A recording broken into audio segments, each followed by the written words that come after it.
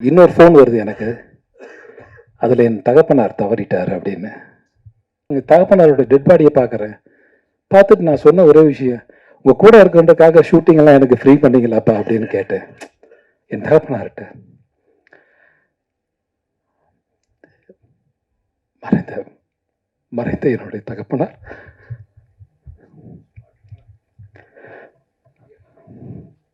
Thank you அப்பா.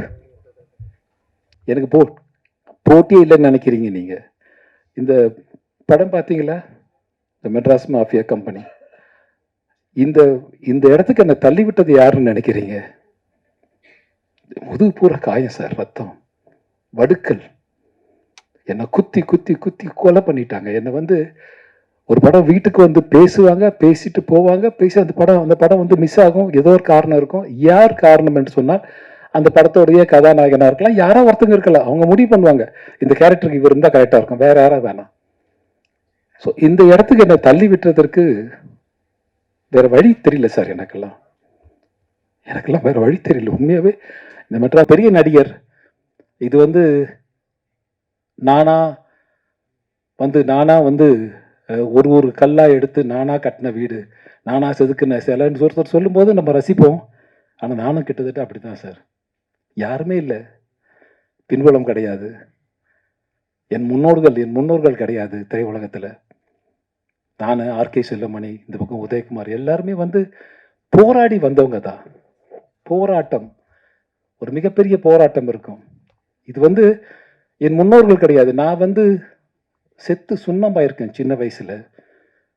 நடிக்கும்போது ஒரு பெரிய பயம் இருக்கும். இப்பெல்லாம் தீபாவளிக்கு ஊருக்கு போவாங்க எல்லாரும். நான்லாம் லாஸ்ட் மினிட்ல வண்டி ஏறி ஊருக்கு போய் தலையை காமிச்சு இருட்டோட இருட்டில் கிளம்பி வந்துடுவேன். ஏன்னா அச்ச உணர்வு, படித்து முடிச்சிட்டோம், திரைப்பட கல்லூரியில் மாணவன் ஆகிட்டோம், அடுத்து நம்ம என்ன பண்ண போகிறோம் அப்படின்ற ஒரு பயங்கர பயம் ஒன்று இருக்கும். என்னை விட அதிகமாக நேசித்தவர் என்னுடைய தகப்பனார். எப்படின்னு கேட்டிங்கன்னா, ஒரு சின்ன விஷயம் சொல்லி முடிச்சிடுறேன். நான் பார்த்திப சார் ஷூட்டிங்கில் இருக்கேன் அந்த வாகினி ஸ்டுடியோவில். நைட்டு வந்து லேட் ஆகும் சார்னு சொல்கிறாங்க. நான் பரவாயில்லன்னு விட்டுட்டேன். பரவாயில்ல சார், எவ்வளோ நேரம் ஆகும், ஒரு 10:30 11 ஆகிடும் சார். சரி பரவாயில்ல, 11:30 ஆனாலும் பரவாயில்ல. ஒரு நாள் திடீர்னு வந்து ஒரு அசிஸ்டன்ட் வந்து, சார் உங்களுக்கு முடிஞ்சுது சார் அப்படின்றார். முடிஞ்சுது அப்படின்னு 8:30 மணி இருக்கும், 9 மணி இருக்கும்.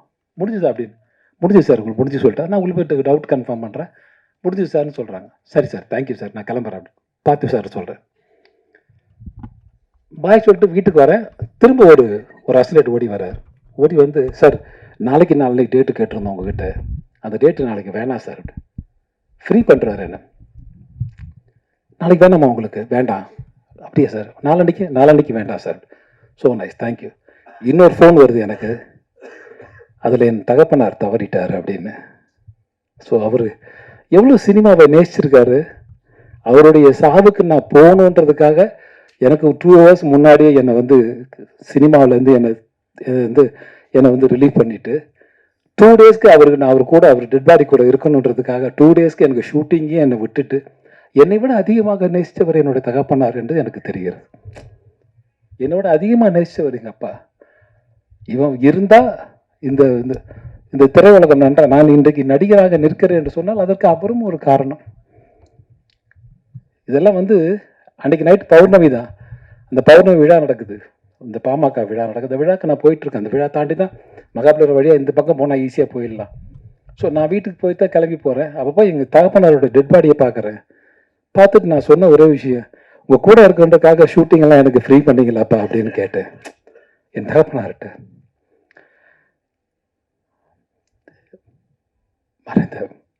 மறைந்த என்னுடைய தகப்பனார்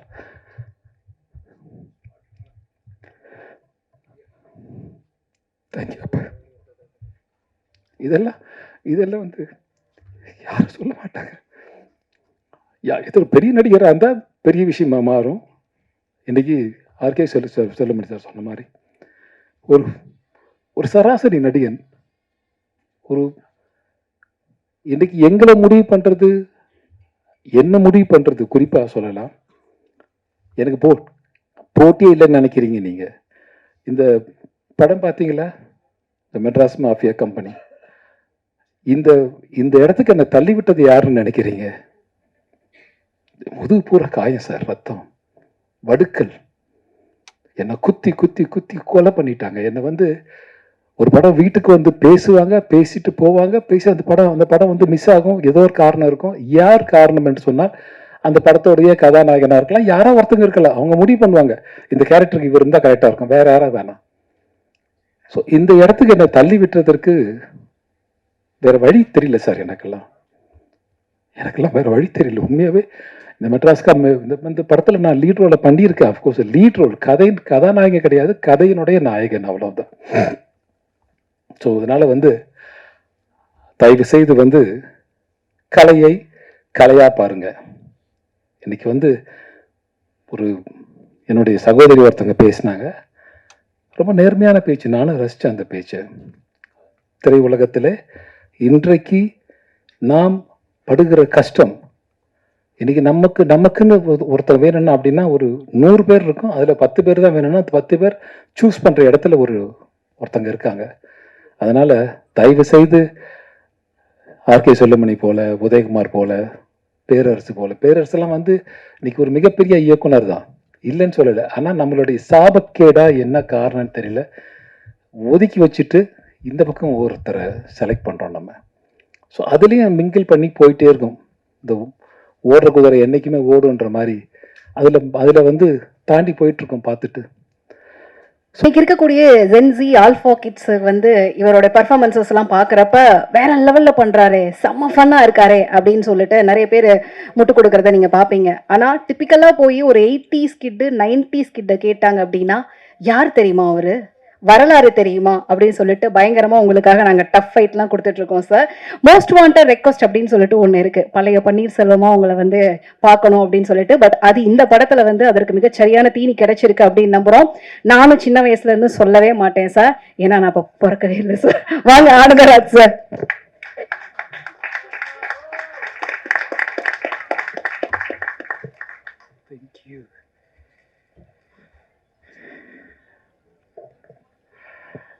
எல்லாரும் நல்லா இருக்கீங்களா? நான் எழுதி மேடையில் இருக்கிற என் நண்பர்களாம் வந்து எழுதி கொண்டு வரலான்னு நினச்சேன். ஆனால் பேசுறதுக்கு நேரம் போதுமானு தெரியாதனால எதுக்கு எழுதணும்னு சொல்லிட்டு நான் எழுதாம வந்துட்டேன். இந்த விழாவிற்கு வருகை தந்திருக்கிற பத்திரிகை நண்பர்கள், ஊடக நண்பர்கள் அனைவருக்கும் என் சிரம் தாழ்ந்த வணக்கம். இது போன்ற ஒரு வாய்ப்பை ஆண்டவன் தந்ததுக்கு ஆண்டவனுக்கு நன்றி. இது போன்ற ஒரு வாய்ப்பை மீண்டும் மீண்டும் எனக்கு கொடுத்தால் மீண்டும் மீண்டும் ஆண்டவனுக்கு நன்றி சொல்லிக் கொண்டே இருப்பேன். இந்த படம் மெட்ராஸ் மாஃபியா கம்பெனி, இது வந்து இந்த படம் உருவானது வந்து உங்களுக்கு தெரியும் நினைக்கிறேன். இது ரொம்ப நிதானமா பொறுமையா எடுத்த ஒரு நல்ல ஒரு இயக்குனர் கிடைச்சதால, எனக்கு கிடைச்ச இயக்குனர் எல்லாமே நல்ல இயக்குனர் தான். திரு ஆர் உதயகுமார்ல இருந்து, திரு ஆர்கே செல்லுமணியில இருந்து, திரு பேரரசுல இருந்து. அப்கோர்ஸ் பேரரசு படம் நான் வைப்பேன்ல, ஆனா வைப்பன் இருக்கேன். திரு ஸ்ரீகாந்த் தேவா அவர்கள், அவருடைய தகப்பனாருடைய இசையில சின்ன வயசுலன்னு சொல்லுங்க, பரவாயில்ல, நான் சொல்லலாம் பரவாயில்ல. சின்ன வயசுல இருந்து கிட்டத்தட்ட செல்லுமணி சார் சொன்ன மாதிரி தான், ஒரு 42 வருஷங்களுக்கு முன்னால நாங்க படித்தோம் ஒன்னா. அப்போ தரணின்னு ஒரு செய்யார் ரவி, அவங்க நான்லாம் கிளாஸ்மேட்டு. இந்த உள்ளே ஒருத்த விஸ்குன்னு போவா, இப்படி டக்குன்னு கிராஸ் பண்ணுவா, வாமா மின்னல், டக்குன்னு போயிடுவார். யாருன்னு பார்த்தா ஆர்கே செல்லுமணி இருப்பார். சரக்குன்னு போயிடுவார். எங்கடா போடாருன்னு பார்த்தா போயிட்டு இருப்பார் ஒருத்தர். அதே மாதிரி என்ன பார்த்தா எல்லாருக்கும் பிடிக்காது. காரணம் வந்து என்ன காரணம்னு தெரியல. இன்ஸ்டியூட் போன உடனே என்னோட ரவுடித்தனத்தை ஆரம்பிச்சதான் நினைக்கிறேன். இன்ஸ்டியூட்ல ஃபர்ஸ்ட் கால் எடுத்து வைக்க போகும்போது ஃபீஸ் கட்டலான்னு போறேன். இன்ஸ்டியூட்டுக்கு அன்னைக்கு லீவு. நானும் கேமராமேன் பண்ணிரு தரணி 3 பேர் தான் ஒன்னா போறோம். என்னடா இது லீவ் விட்டாங்களேன்னு சொல்லிட்டு அன்னைக்கு பார்த்தா அங்கே ஒரு இஷ்யூ போயிட்டு இருந்தது, ஸ்ரீலங்கன் ஒரு இஷ்யூ ஒன்று. ஸோ வந்து நேராக வந்து பாண்டவச்சர் வந்து சாப்பிட்டுட்டு உட்காந்துட்ருக்கோம். ஸோ திரைப்பட அந்த நிகழ்வெல்லாம் பேசணும்னா நீண்ட நெடிய நேரம் பிடிக்கும் என்கிற காரணத்தால் நான் குறைச்சிக்கிறேன். என் நண்பன் வந்து அஃப்கோர்ஸ் ஆர்கே அது செல்லுமணி அவர்களாகட்டும் அல்லது ஆர் உதயகுமார் ஆகட்டும். உதயகுமாருடைய முதல் படம் நான் வந்து பண்ணும்போது, இப்போ கமல் சார் ஆஃபீஸ் இருக்கு இல்லைங்களா இந்த தேனாம்பேட்டையில், அதுதான் வந்து எங்களுடைய மணி ஐயரோட ஆஃபீஸ். அங்கே நாங்கள்லாம் அடிக்கடி மீட் பண்ணுவோம், பேசுவோம். அஃப்கோர்ஸ் பிவா சாரையும் நாங்கள் தான் மீட் பண்ணேன். ஸோ அதே கம்பெனியில் நான் ஹீரோ பண்ணுறேன் பாலவன பறவைகள்.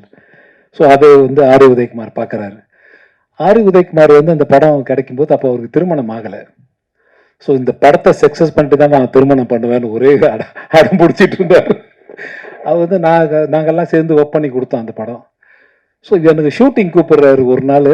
ஷூட்டிங் பண்ணலான்னு போது நடிகர் கார்த்திக் டேட் கொடுத்துட்டாரு, நீ வந்தால் நல்லா இருக்குன்னு சொல்லும்போது எனக்கு 104 டிகிரி ஜுரம். நான் சொன்னேன், உதவி முடியலடா என்னால். என்னை அப்படியே கை காலை பிடிச்சி தூக்கிட்டு போகிறாங்க. தூக்கிட்டு போய் காரில் வச்சு என்னை எங்கே கொண்டு போகிறாங்கன்னா போரூர் வரைக்கும் கொண்டு போகிறாங்க. இந்த ராமச்சந்திரா மெடிக்கல் காலேஜ் இருக்குல்ல அங்கே, அது அன்கன்ஸ்ட்ரக்டட் பில்டிங். இப்போ சொன்னார்ல அவரு, அதான் வந்து ஒரு சர்க்கிள் மாதிரி இருக்கும். இப்போ கூட அது இருக்குன்னு பார்த்தேன். அதில் வந்து கேமரா சிவிதா கேமரா வந்து ஒரு அப்படியே அப்போ வந்து இங்கே ஃபிலிம் பை ஃபிலிம் ஸ்டூடெண்ட்னு போடுவாங்க. எங்கள் திரைப்பட கல்லூரிக்கு எங்களுக்கு ஒரு கான்ஃபிடென்ட் என்னன்னு கேட்டிங்கன்னா, அப்போ பக்கபலமாக எல்லாரும் இருந்தாங்கன்றது வேற விஷயம். ஸோ ஒரு லென்த்தி ஷாட் வச்சோம்னா சூப்பராக இருக்கும். அந்த மாதிரி ஒரு லென்த்தி ஷாட் ஒன்று வைப்போம். இங்கேருந்து கேமரா அப்படியே கிரைன் போனால் கிரைன்லேருந்து டவுன் வரும், இங்கேருந்து மேலே போகும். ஒரு நாள் முழுக்க இந்த ஷாட்டை தான் எடுத்துகிட்டு இருந்தா. என்னை ஓட விட்டு நான் சொன்னேன், சொல்லுங்க முடியலடா எனக்கு. அப்படி ஒரு படம் பண்ணோம். ஸோ டெடிகேஷன் என்பதை நான் அன்றைக்கு கற்றுக்கொண்டேன். அதே போல் ஆர்கே செல்லுமணி சொல்லலாம். அவருடைய முதல் படம் வந்து அவர் படம் கிடைக்கும்னு ஆசைப்பட்டேன். பட் நான் கொஞ்சம் பிஸியாக இருந்த நேரம். ஸோ இந்த படம் நான் பண்ணுறேன்டா பக்கத்துலேயே ஆஃபீஸு 13 ராஜாபாத ஸ்ட்ரீட் 14 ராஜாபாத ஸ்ட்ரீட். அப்போ வந்து புலவசாரணி படம் பண்ணும்போது இப்படி ஒரு கேரக்டர் இருக்கும். ஆட்டோ சங்கர் உங்களுக்கு தெரிஞ்சிருக்குன்னு நினைக்கிறேன். எங்கள் இன்ஸ்டியூட்லேருந்து தரமணிலேருந்து ஒரு பாலம் இருக்கும், நடந்து போகிற பாலம் ஒன்று இருக்கும். அந்த பாலம் வந்து தாண்டி போகுதோடு ஆயிடுச்சு. இப்போ 2 ரோடு ஆயிடுச்சு. அது தாண்டி போனால் அவர் இருக்கிற இடம். நாங்கள்லாம் பார்த்துருக்கோம். அப்போல்லாம் என்னடா இது அப்படின்னு சொல்லிட்டு அவர் கேரக்டர் அது கொடுக்குற நம்பர் ஒரு ஜாலியாக பண்ணோம் அந்த கேரக்டர். ஸோ அந்த படத்தை பண்ணும்போது உண்மையாக ஒரு நாள் படம் பண்ணும்போது செல்லுமணி சார் சொன்னது கரெக்டு தான். ஸோ முழுக்க அந்த படத்திற்காக வாழ்ந்தவன் என்று சொல்லலாம். என்னை வந்து இந்த கேரக்டர் எப்படி பேசினா நல்லா இருக்குமா, இப்படி பேசினா அப்படி பேசினா நல்லா இருக்குமான்னு என்னை வந்து தூரத்துல இருந்து பார்த்து ரசிப்பாரு. ஆர்கே செல்லுமணி பார்த்துட்டே இருப்பாரு, என்னை பார்த்துட்டே இருப்பாரு. ஸோ நான் பண்றதெல்லாம் ரசிப்பாரு. ஸோ எனக்கு ஒரு இடம் கொடுத்த இயக்குனர் நான் ஒரு நன்றி சொல்லவே இல்லை அவருக்கு. இந்த நேரத்தில் நன்றி சொல்றேன். Thank you RK Selvamani. இன்னைக்கு வந்து என் நண்பனாக இருந்து எனக்கு ஒரு இடம் கொடுத்ததுக்கு ரொம்ப மிக்க நன்றி. அதே போல் இந்த படக்குழுவை ஆசீர்வாதம் செய்வதற்காக வந்த என்னுடைய நண்பர்கள் ஆர் உதயகுமார் ஆகட்டும், ஆர்கே செல்லுமணி ஆகட்டும், இருவருக்கும் இந்த என் நண்பர் பேரரசு ஆகட்டும், அனைவருக்கும் என்னுடைய அன்பு கலந்த வணக்கத்தையும் நன்றியும் பாசத்தையும் தெரிவித்துக் கொள்கின்றேன். இந்த படத்தில் வந்து திரு அண்ணாதுரை அவர்கள் இது கதையை வந்து என்கிட்ட சொல்லும்போது, நான் வேற ஒரு ஷூட்டில் இருந்தேன், ஷூட்டிங்கில் இருக்கும்போது என்னை வந்து அப்ரோச் பண்ணாங்க. நான் வேண்டான்னு சொல்லிட்டேன். இல்லை எனக்கு வேண்டாம் அப்படின்னு சொல்லிட்டேன். ஸோ திரும்ப என்னை ட்ரை பண்ணுறாங்க. திரும்ப நான் வேண்டான்னு சொல்கிறேன். ஞாபகம் இருக்கா உங்களுக்கு? டைரக்டர் இப்போ நல்லா நின்றுருக்காரு. ஸோ திரும்ப என்னை ட்ரை பண்ணுறாங்க.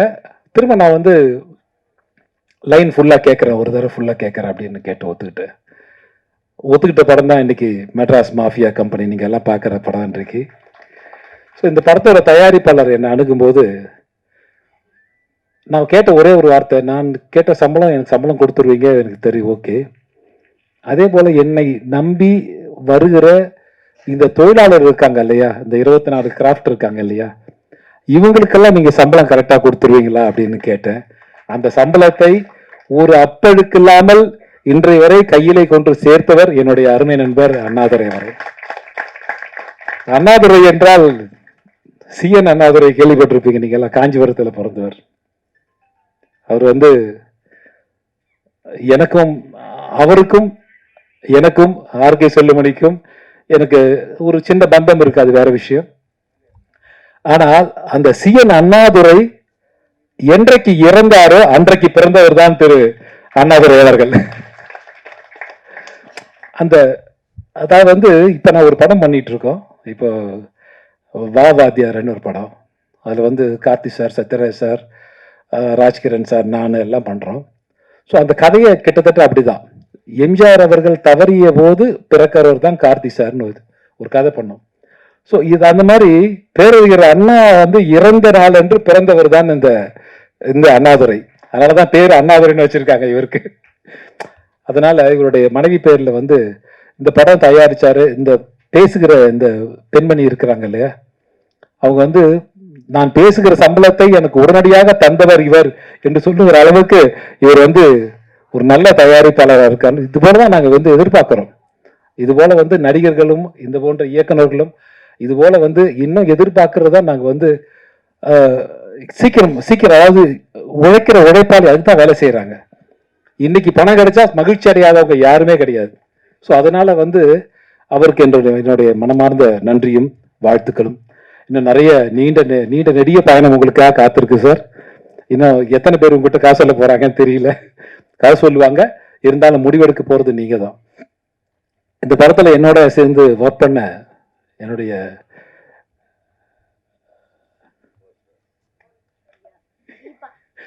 தெரியும் என்னுடைய மனைவி என்றால் படத்துல என்னுடைய மனைவியை நடிச்சாங்க. ஆனா போட்டு கொடுத்துட்டு போயிட்டீங்க என்ன வந்துட்டு, ஒரே கத்தில 2 உரம் இருக்கக்கூடாது அப்படின்னு சொல்லிட்டு. ஓகே, என்னுடைய இந்த படத்துல பணியாற்றிய தீபா அவர்களாகட்டும், அல்லது சம்யுக்தா அவர்களாகட்டும், அல்லது ஆராதனா நீ சொன்னா கரெக்டா இருக்கு. இவன் முகத்தை கொஞ்சம் ஞாபகம் வச்சுங்க எல்லாரும்.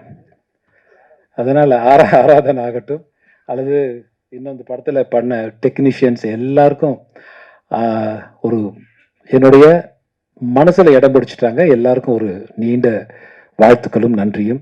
அது போக இசையமைப்பாளர் இவர் வந்து இவருடைய தகப்பனார் படத்துல நான் பணியாற்றிருக்கேன். நான் வந்து ஃபர்ஸ்ட் டைம் ஹீரோ பண்ணும்போது, ஃபர்ஸ்ட் டைம் இல்லை, அப்போ வந்து அப்பா தான் மியூசிக் டைரக்டர். இவர் வந்து லண்டன்ல ஒரு ஷோ பண்ணோம். நாங்கள் லண்டன்ல ஒரு ஷோ பண்ணும்போது தேவா சார் தான் மியூசிக் நான் முடிவு பண்ணிட்டேன். அப்போ ஒரு பிரதர்ஸ் வந்து சபேஷன் முரளி ஆகட்டும் அல்லது சம்பத்தனன் ஆகட்டும் எல்லாரும் வரீங்க அப்படின்னு. அப்போ தேவா என்ன சொன்னாரு, என் சன்னு வந்து ஸ்ரீகாந்த் தேவன் வந்தா நல்லா இருக்கும் அப்படின்னு. ஸோ இவரையும் கூட கூப்பிட்டு போயிட்டோம். அவங்க 5 பேர் வந்து இவரு கூட வந்துருவாரு. ஸோ அதனால அப்பா போட்ட ஞாபகம் சாங் வந்து எனக்கு இப்போவும் ஞாபகம் இருக்கு. ஒரு படத்துல வந்து பாடட்டுமா நானு? கீழே கல்லெல்லாம் ஒண்ணும் இல்லையே. மாட்டு வண்டி பூட்டிக்கிட்டு மூட்டைகளை ஏத்திக்கிட்டு மேட்டுப்பட்டி போக போறேன். கூட்டு ரோட்டு சந்தையில வேட்டி ஒண்ணு வாங்கிவோம், கோமணத்தை மூட போறேன். முத்தழகி பாட்டிக்கு நான் வெத்தலை இடிச்செடுத்து பொக்க வாயில் ஊட்ட போறேன். 10 ரூபா டிக்கெட்டுல பட்டணத்து சினிமா மொத்தத்தையும் காட்ட போறேன். அட நம்மூரு சந்தையிலே எப்போதும் கொண்டாட்டண்டா. மாட்டு வண்டி பூட்டிக்கிட்டு மூட்டைகளை ஏற்றிக்கிட்டு மேட்டுப்பட்டி போக போறேன். இப்படி ஒரு சாங் எனக்கு கொடுத்தாரு. இது வந்து ஒரு பெரிய ஹீரோ பாடி இருந்தா மிகப்பெரிய ஹிட் ஆயிருக்கும். ஒருவேளை என்னோட போரா காலமா என்னன்னு தெரியல, நான் பாடினதால அந்த பாட்டு வந்து அந்த பாட்டுக்கு ஒரு மரியாதை போச்சான்னு தெரியல. ஸோ அந்த பாட்டு எழுதினவர் காளிதாசன் ஒரு ரைட்டர் இருந்தார். அப்போ நான் சொல்றது வந்து 90s 1991 சொல்றேன். ஸோ மிகப்பெரிய விஷயம் வந்து யார் எதை செய்கிறார்கள் என்பதுதான் முக்கியம். நான் வந்து இன்னைக்கு வந்து ஆர்கே செல்லுமணி சார் சொன்னாரு, நான் பார்க்கறது ஒரு மாதிரி இருப்பேன், சட்டையெல்லாம் ஒரு மாதிரி போட்டிருப்பேன், அதனால என்ன யாருக்கும் பிடிக்காது அப்படின்னு சொல்லுவாரு. உண்மைதான் சார். நீங்க வந்து நீங்க யதார்த்தமா வாழ்ந்தீங்க. யதார்த்தமா ஆர்கே செல்லுமணி வந்து ரொம்ப யதார்த்தமான ஒரு மனிதர். அதே மாதிரி ஆர் உதயகுமார் ரொம்ப யதார்த்தமான ஒரு மனிதர். நான் ஆர்கே செல்லுமணி வந்து ஒரு தடவை ஆஃபீஸுக்கு போயிருந்தேன். எப்படி இருக்கு அப்படின்னு கேட்கும்போது அவன் சூஸ் பண்ணிட்டு இருந்தான். இந்த நம்ம இந்த இதெல்லாம் கூடார மாதிரி இருக்கும்ல, இந்த ஸ்போர்ட்ஸுக்கெல்லாம் பண்ணுவாங்கல்ல, அந்த மாதிரி ஜிப்பெல்லாம் வச்சுட்டு, ஜிப் திறந்தால் உள்ளே முடிச்சுக்கலாம். அது அந்த மாதிரி வச்சுட்டு, அப்புறம் வந்து காலை உள்ளே விட்டு படுத்துக்கணும் அப்படின்ற மாதிரி இதெல்லாம் செலக்ட் பண்ணிட்டு இருந்தார். நான் சொன்னேன், செல்லுமணி வீட்டுக்கு எதாவது வாங்க போறியா அப்படின்னு. இல்லை, ஷூட்டிங்காக பண்ணுறேன். ஷூட்டிங் பண்ணுறியா? யாருக்காக பண்ணுறேன்? அடிமைச்சங்கிலின்னு ஒரு படம் எடுத்துட்டு இருக்காரு. அடிமைச்சங்கிலி படத்துக்காக இங்கே வந்து போகாத காடே கிடையாது. அதில் இந்த யூனிட் பாய்ஸ் இருக்காங்கல்ல, அவங்கெல்லாம் காலை உள்ளே விட்டு படுத்துக்கிறோமாமா. எங்களுக்கெல்லாம் கொஞ்சம் பெரிய டென்ட்டுனா அப்போ அந்த ஸ்போர்ட்ஸ் டென்ட் மாதிரி இருக்கும்ல, அது உள்ளே படுத்துக்கணுமாமா. இது வந்து செலக்ட் பண்ணிட்டு இருக்கான் சீரியஸா. நான் செலவு பண்ணி பார்த்துட்டு, போடா நீயும் ஒரு படமா அப்படின்னு சொல்லிட்டு ஒரே ஓட்ட அந்த படத்தில் நான் ஆக்ட் பண்ணேன். அந்த படத்தில் அடிமைச்சங்கிலி பார்த்துருப்பேன். அது உண்மையாகவே எங்களை அடிமையாகவே ஆக்கிட்டார். ஆர்கே செல்வமணி. அதாவது எம்என் நம்பியார் வந்து இவர் எல்லா படத்துலையும் இருப்பார். முதல் படத்துல இருந்து எல்லா படத்துலையும் வந்து எம்என் நம்பியார் இருப்பார். அவர் இவரை பார்த்து ஒரு கேள்வி கேட்டார். செல்வமணி, நான் உனக்கு என்ன துரோகம் பண்ணேன்? நான் உனக்கு என்ன துரோகம் பண்ணேன் அப்படின்னு கேட்டார். ஓப்பனாக கேட்டார். ஸோ அந்த மாதிரி ஒரு தன்னுடைய படத்திற்காக என்ன வேணுமோ அதை எடுக்கக்கூடிய ஒரு இயக்குனரை தான் நான் கண்ணுக்கு தெரிஞ்சார். எனக்கு தெரிஞ்சு என்ன வேணுமோ அதை எடுத்தாகணும், அதை எடுத்துடணும், இன்னைக்குள்ளே எடுக்கணும், இன்னைக்கு நைட்டுக்குள்ளே எடுத்தாகணும். அப்போ தான் ப்ரொடியூசருக்கு லாபம் கிடைக்கும். இதனால் நாங்கள் கஷ்டப்படுறதை பற்றி எனக்கு ஒன்றும் இல்லை. இன்னைக்கு சொன்னாங்க, இன்னைக்கு நிறைய பேர் சொன்னாங்க, இன்னும் வயசு just is a number sir. இன்னும் வந்து ஆர் உதயகுமார் இருக்கார், அவரோட முதல் படம் என் கூட தான். ஆர்கே செல்வமணி இருக்கார், அவரோட முதல் படம் என் கூட தான். அவர் அசிஸ்டன்ட் டைரக்டர் பண்ணுறேன்னு சொன்னார். அவருடைய சக்தி பராசக்தின்னு ஒரு படம். அந்த படம் வந்து ராமநாராயண் சாரோட நான் நடிக்கணும்னு ரொம்ப ஆசைப்பட்டேன். என்ன அந்த படத்தில் வந்து ஹீரோவும் நான் தான், வில்லன் நான் தான். அவங்களா நல்லா இருக்கும் அந்த படம். சின்ன கரெக்ஷன் சார். நீங்கள் வந்து ஒரு நடிகரை வந்து நடிகராகவே பார்த்துருவாங்க, நகைச்சுவை பண்ணால் நகைச்சுவையை பார்த்துருவாங்கன்னு. ஆனால் என்னால் மட்டும் பயங்காட்டவும் முடியும் சார். என்னால் பயங்காட்டவும் முடியும், உங்களை வந்து பயமுறுத்தவும் என்னால் முடியும். அதுவும் அந்த கலையை வந்து எனக்கு கற்றுக் கொடுத்தது ஆர்கே செல்வமணி, இந்த பக்கம் ஆர் உதயகுமார் தான்.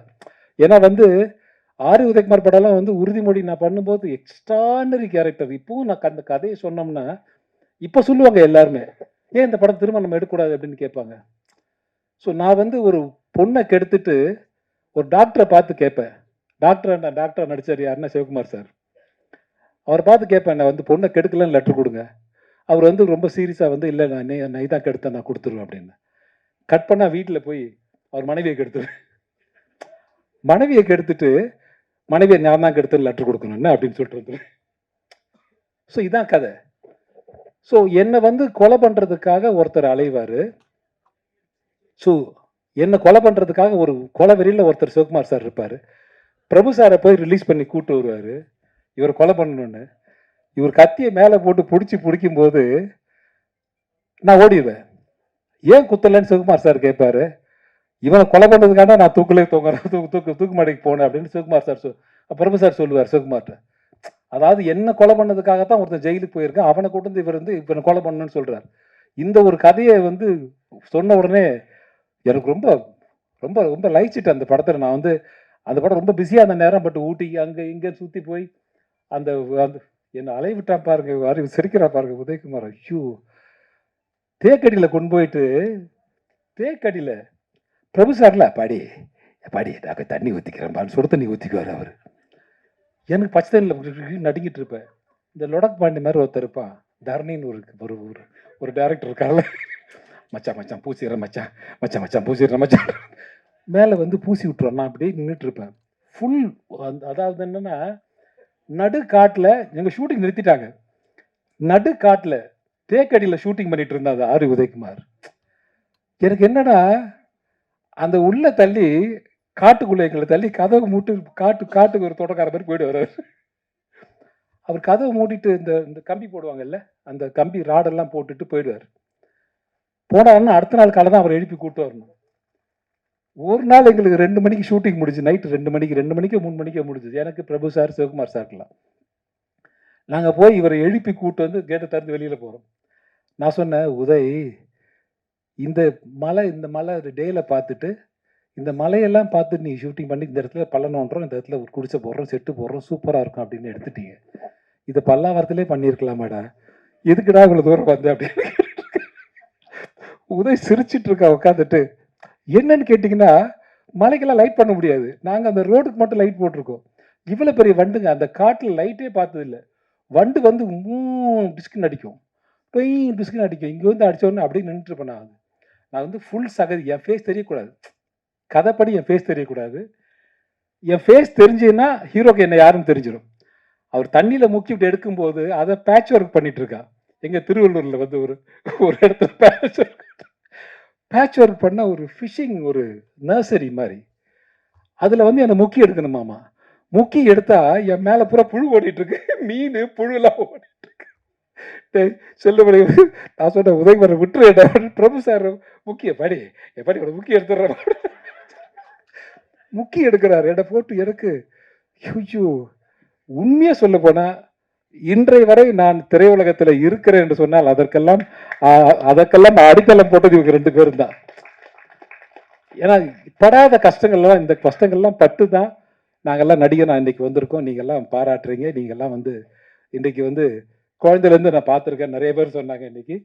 ஸோ அஃப்கோர்ஸ் பெருமையாக தான் இருக்குது. இத்தனை வருஷம் நம்ம சினிமாவில் இருக்கோமா, ஒரு 40 ஆண்டு காலம் சினிமாவில் இருக்குமா, திரையுலகத்தில் இருக்கோமா. இது வந்து ஒரு பணம் சம்பாதிக்கலாம், அது வேறு விஷயம் சார். ஆனால் பணமே வாழ்க்கையாயிடக்கூடாது. பணம் வந்து ஒரு அளவுக்கு மேலே பணம் இருந்துச்சுன்னா, இங்கே இருக்கிற எல்லார்ட்டையும் பணம் கிடையாது, பணம் கொஞ்சம் குறைவாக தான் இருக்கும். ஆனால் நாங்கள்லாம் மகிழ்ச்சியாக இருக்கோம். பணம் நிறைய வந்துச்சுன்னா பணத்துக்கு தான் மரியாதை கொடுப்போம், மகிழ்ச்சி போயிடும். பணத்தை நம்ம காப்பாற்ற வேண்டியிருக்கோம். நம்மளை பணம் காப்பாற்றுது. நம்மளை காப்பாற்றினா நம்ம சொல்கிறது பணம் கேட்கணும், பணம் சொல்கிறத நம்ம கேட்கக்கூடாது. இதை வந்து ரஜினி சார் மாதிரி ஒரு பெரிய நடிகர் சொன்னால் நீங்கள்லாம் கேட்பீங்க, ஒரு வேளை நான் சொன்னால் கேட்க மாட்டீங்களான்னு தெரியல. பரவாயில்ல, விட்டுருங்க, நோ ப்ராப்ளம். அது ஒன்றும் அது பிரச்சனை கிடையாது. ஸோ சொல்கிறேன். ஸோ வந்து எது முக்கியமோ அதுதான் முக்கியம். இன்னைக்கு ஒரு பெரிய நடிகர் இது வந்து நானா வந்து ஒரு கல்லாக எடுத்து நானாக கட்டின வீடு, நானாக செதுக்கின சிலைன்னு ஒருத்தர் சொல்லும்போது நம்ம ரசிப்போம். ஆனால் நானும் கிட்டத்தட்ட அப்படி தான் சார். யாருமே இல்லை, பின்புலம் கிடையாது, என் முன்னோர்கள் கிடையாது திரையுலகத்தில். நான், ஆர்கே செல்வமணி, இந்த பக்கம் உதயகுமார், எல்லாருமே வந்து போராடி வந்தவங்க தான்.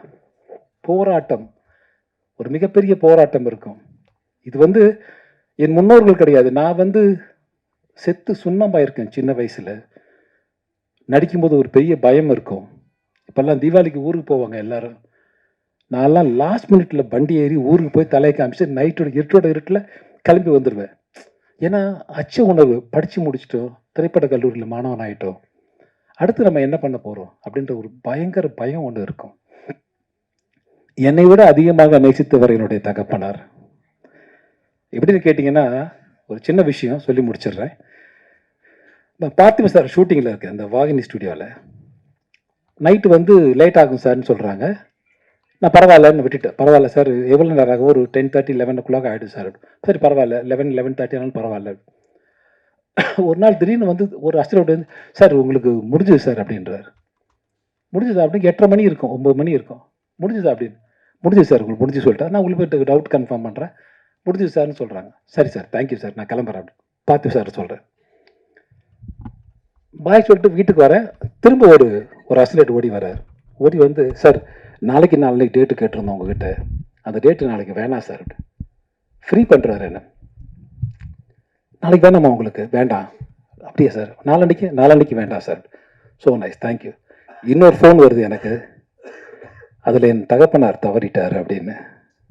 ஸோ அவர் எவ்வளோ சினிமாவை நேசிச்சிருக்காரு. அவருடைய சாவுக்கு நான் போகணுன்றதுக்காக எனக்கு 2 hours முன்னாடியே என்னை வந்து சினிமாவிலேருந்து என்னை வந்து ரிலீவ் பண்ணிவிட்டு 2 daysக்கு அவர் டெட் பாடி கூட இருக்கணுன்றதுக்காக 2 daysக்கு எனக்கு ஷூட்டிங்கே என்னை விட்டுட்டு, என்னை விட அதிகமாக நேசித்தவர் என்னுடைய தகப்பனார் என்று எனக்கு தெரிகிறது. என்னோட அதிகமாக நேசித்தவர் எங்கள் அப்பா. இவன் இருந்தால் இந்த இந்த திரையுலகம் நன்றா நான் இன்றைக்கு நடிகராக நிற்கிறேன் என்று சொன்னால் அதற்கு அப்புறமும் ஒரு காரணம். இதெல்லாம் வந்து அன்றைக்கி நைட் பௌர்ணமி தான். அந்த பௌர்ணமி விழா நடக்குது, இந்த பாமக விழா நடக்குது. அந்த விழாக்கு நான் போயிட்டுருக்கேன். அந்த விழா தாண்டி தான் மகாபலிபுரம் வழியாக இந்த பக்கம் போனால் ஈஸியாக போயிடலாம். ஸோ நான் வீட்டுக்கு போய் தான் கிளம்பி போகிறேன். அப்போ எங்கள் தகப்பனாரோட டெட் பாடியை பார்க்குறேன். பார்த்துட்டு நான் சொன்ன ஒரே விஷயம், உங்கள் கூட இருக்கிறதுக்காக ஷூட்டிங் எல்லாம் எனக்கு ஃப்ரீ பண்ணீங்களாப்பா அப்படின்னு கேட்டேன் என் தகப்பனார்கிட்ட.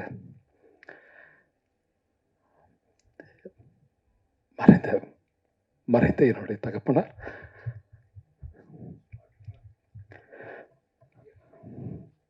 தேங்க்யூ அப்பா. இதெல்லாம் வந்து யாரும் சொல்ல மாட்டாங்க. இது ஒரு பெரிய நடிகராக இருந்தால் பெரிய விஷயமா மாறும். இன்னைக்கு ஆர்கே செல்லுமணி சார் சொன்ன மாதிரி ஒரு சராசரி நடிகன் இன்னைக்கு எங்களை முடிவு பண்றது, என்ன முடிவு பண்றது, குறிப்பா சொல்லலாம், எனக்கு போட்டியே இல்லைன்னு நினைக்கிறீங்க நீங்க. இந்த படம் பார்த்தீங்களா, இந்த மெட்ராஸ் மாஃபியா கம்பெனி, இந்த இடத்துக்கு என்ன தள்ளி விட்டது யாருன்னு நினைக்கிறீங்க? முதுகு பூரா காயம் சார், ரத்தம், வடுக்கல், என்னை குத்தி குத்தி குத்தி கொலை பண்ணிட்டாங்க. என்னை வந்து ஒரு படம் வீட்டுக்கு வந்து பேசுவாங்க, பேசிட்டு போவாங்க, அந்த படம் வந்து மிஸ் ஆகும், ஏதோ ஒரு காரணம் இருக்கும். யார் காரணம் என்று சொன்னால் அந்த படத்தோடைய கதாநாயகனா இருக்கலாம், யாரோ ஒருத்தங்க இருக்கலாம், அவங்க முடிவு பண்ணுவாங்க இந்த கேரக்டருக்கு இவர் இருந்தால் கரெக்டாக இருக்கும், வேற யாராவது வேணாம். ஸோ இந்த இடத்துக்கு என்னை தள்ளி விட்டுறதற்கு வேற வழி தெரியல சார். எனக்கெல்லாம் வேற வழி தெரியல உண்மையாவே. இந்த மெட்ராஸ்கா இந்த படத்துல நான் லீட் ரோலை பண்ணியிருக்கேன். அஃப்கோர்ஸ் லீட் ரோல், கதாநாயகன் கிடையாது, கதையினுடைய நாயகன், அவ்வளவுதான். ஸோ அதனால வந்து தயவு செய்து வந்து கலையை கலையா பாருங்க. இன்னைக்கு வந்து என்னுடைய சகோதரி ஒருத்தங்க பேசினாங்க, ரொம்ப நேர்மையான பேச்சு, நானும் ரசித்தேன் அந்த பேச்சை. திரையுலகத்தில் இன்றைக்கு நாம் படுகிற கஷ்டம், இன்னைக்கு நமக்குன்னு ஒருத்தர் வேணும்னா அப்படின்னா ஒரு 100 பேர் இருக்கும், அதில் 10 பேர் தான் வேணும்னா 10 பேர் சூஸ் பண்ணுற இடத்துல ஒருத்தங்க இருக்காங்க. அதனால தயவு செய்து ஆர்கே செல்லுமணி போல, உதயகுமார் போல, பேரரசுலாம் வந்து இன்னைக்கு ஒரு மிகப்பெரிய இயக்குனர் தான், இல்லைன்னு சொல்லலை. ஆனால் நம்மளுடைய சாபக்கேடா என்ன காரணம்னு தெரியல, ஒதுக்கி வச்சுட்டு இந்த பக்கம் ஒருத்தரை செலக்ட் பண்ணுறோம் நம்ம. ஸோ அதுலேயும் மிங்கிள் பண்ணி போயிட்டே இருக்கும். இந்த ஓடுற குதிரை என்றைக்குமே ஓடுன்ற மாதிரி அதில் வந்து தாண்டி போயிட்டுருக்கோம் பார்த்துட்டு. ஸோ அதனால் இந்த படத்தில் வந்து மெட்ராஸ் மாஃபியா கம்பெனி நாங்கள் வந்து குறித்த நேரத்துக்கு முடித்தோன்னா அதுக்கு முதல் காரணம் என்னுடைய இயக்குனர் தான். எனக்கு டைமே கொடுக்க மாட்டார்.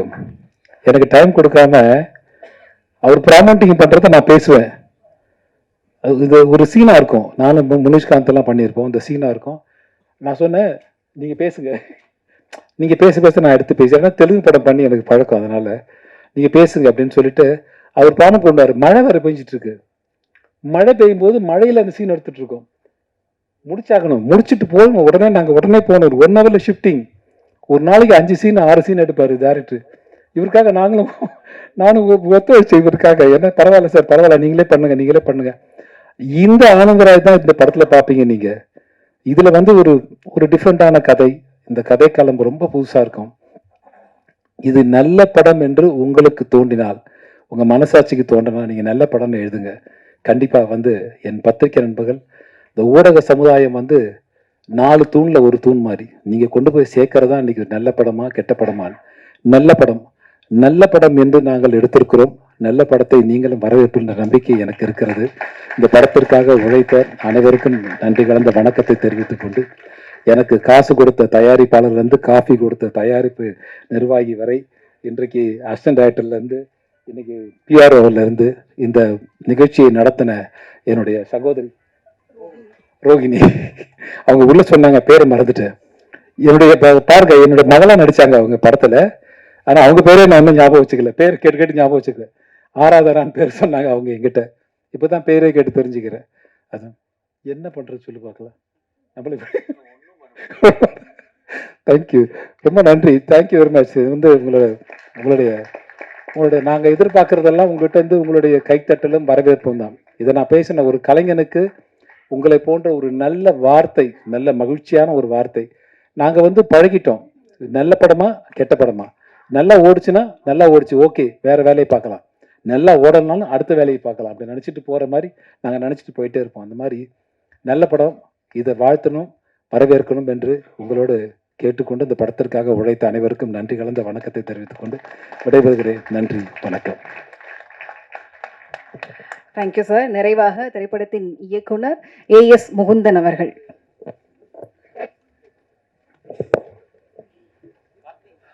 அனைவருக்கும் வணக்கம்.